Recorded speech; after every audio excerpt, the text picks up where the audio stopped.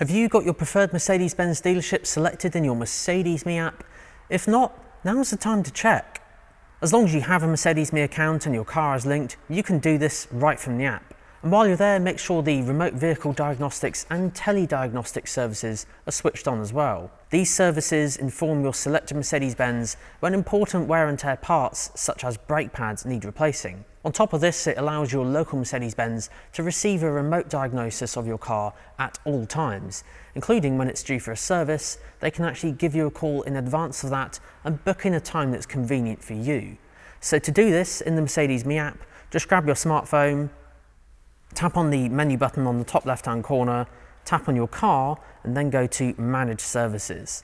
Just scroll down to the bottom, tap on Safety and Service, and then look for the two services called Remote Vehicle Diagnostics and Telediagnostics.